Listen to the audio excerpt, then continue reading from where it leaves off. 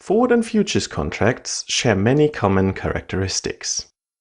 They are tradable contracts that facilitate long or short positions in an underlying commodity or security for a future specified date at a price agreed upon at the time of dealing. Both instruments confer on the holder the obligation to make or take delivery under the terms of the contract. For example, the seller delivers the underlying asset to the buyer, or if it's a cash-settled contract, then a cash equivalent is transferred from the trader who sustained a loss to the one who made a profit.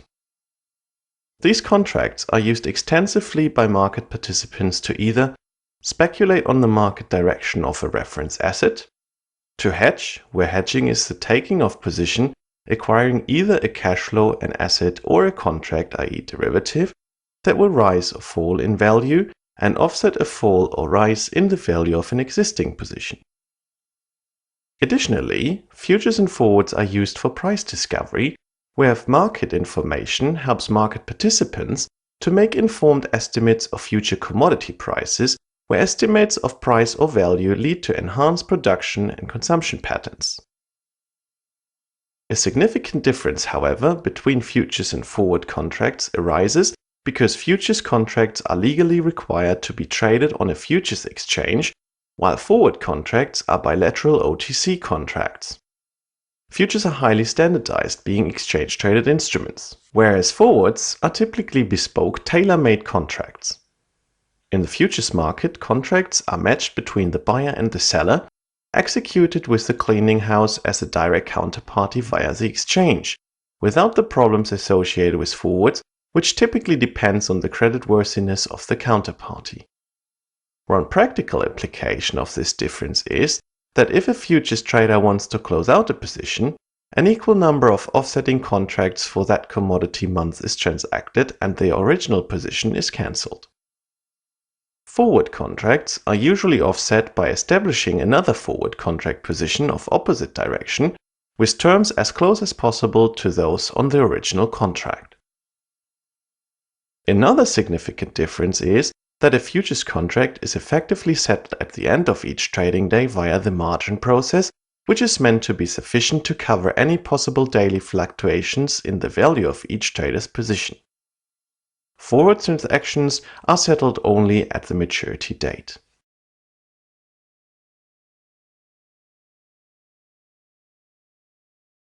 So, is there a difference between the spot price and the futures price?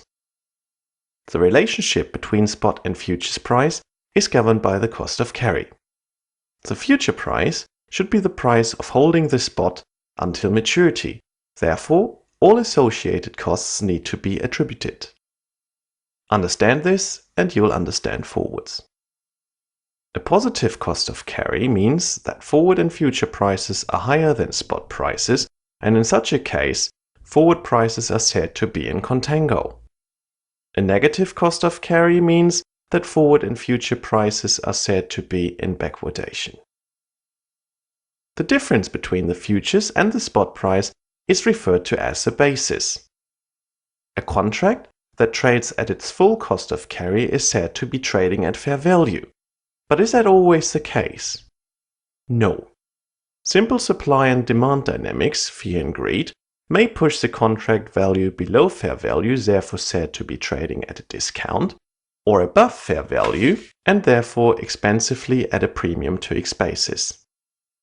Arbitrage between the spot and forward prices will bring the contracts back to fair value. Although the basis may be consistent over time, in certain situations it may fluctuate considerably, and the basis risk concerns the risk associated with unexpected changes in the basis between the time a hedge is placed and the time that it is lifted. Unfortunately, hedging cannot eliminate basis risk. So what factors affect the basis? Factors that increase the basis are: first, the cost of carry components such as interest costs, storage costs, and transportation costs between the location and the futures delivery point. Second, known positive cash flows generated by the underlying asset of the futures contract. And third, positive convexity correction as for example for Eurodollar futures. The convexity is positive in the case of negative correlation between the underlying of the futures contract and the interest rates. Factors that decreases the basis are: first, shortage of local supply on the spot market. Second, positive dividends paid by the underlying asset of the futures contract. And third, known positive cash flows generated by the underlying asset of the futures contract. Entering in a trade that speculates on the cost of carry is referred to as basis trading. It consists of taking the spread between the forward and futures contract and the spot asset. When basis trading, it is important to know how to compute the fair value of the contract. Long the basis means long futures and short the spot, while short the basis is exactly the opposite trade. In order to determine the forward price, one can analyze a series of transactions that would replicate the forward contract. Assuming the parameters shown on this slide, one would need to borrow money for 12 months at 4.577% and lend the same amount for 6 months at 4.35%. Then, at the end of the 6 months period, lend this money again at the forward 6 months rate, calculated to be 4.7013%, to have an amount at the end of the forward period that is equal to the amount required to repay the original 12 months loan. So what do forward rates measure? Forward interest rates are interest rates which are specified now for a loan or transaction that will occur at a specified future date. As with current interest rates, forward interest rates include a term structure which shows the different forward rates offered on transactions of different maturities. Forward rates are also known as implied forward rates. Why are forward rates important? Forward interest rates are a vital part of the forward rate agreements market and are important in making any investment decision that is sensitive to interest rates. For corporations, this might include investments or loans, while investors will commonly use forward interest rates to compare forwards and futures for investment potential.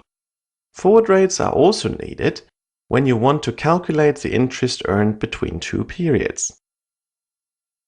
Forward rates should be monitored closely because they provide an insight into market sentiment and the future movement of interest rates.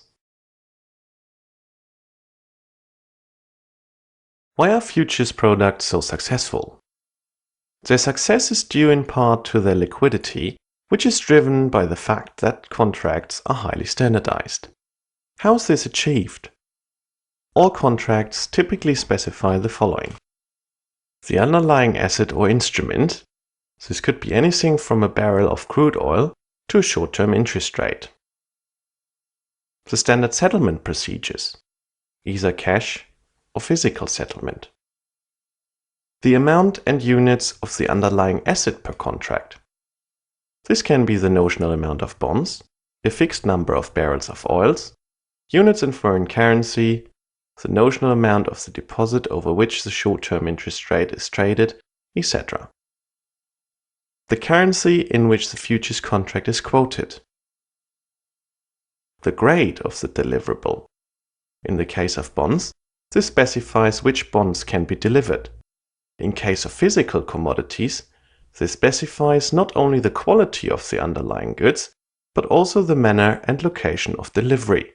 For example, the NYMEX light sweet crude oil contract specifies the acceptable sulfur content and API-specific gravity, as well as the pricing point, i.e. the location where delivery must be made, the delivery months, and the last trading date.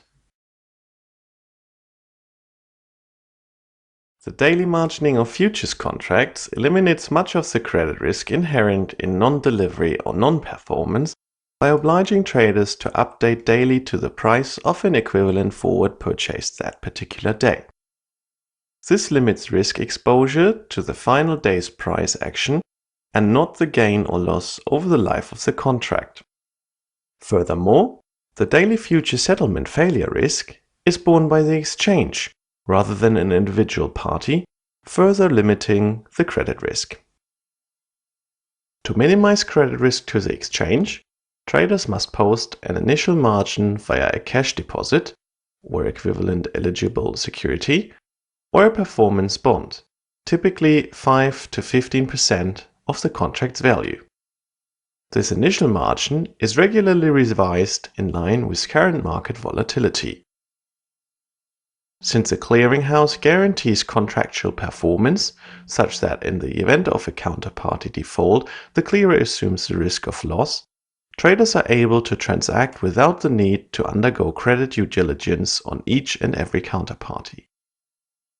For most commodity contracts, a variation margin exists for those counterparties who are hedgers and have physical ownership of the covered commodity, or spread traders who have offsetting contracts balancing the position.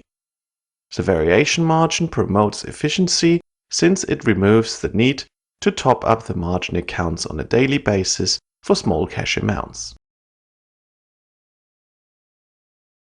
We mentioned earlier the significance of the basis and fair value of the contract. Let's have a deeper look into it. Would you enter a market order to sell the June FTSE 100 contract under the following scenario? At first glance, it does not seem such a great deal, since the futures is trading at 4,208, which is 46.12 index points below the spot reference index. However, one cannot judge if a fill at this futures price is good until one has calculated the fair value of the contract. Given the market information we can derive, the fair value at 4,198.49.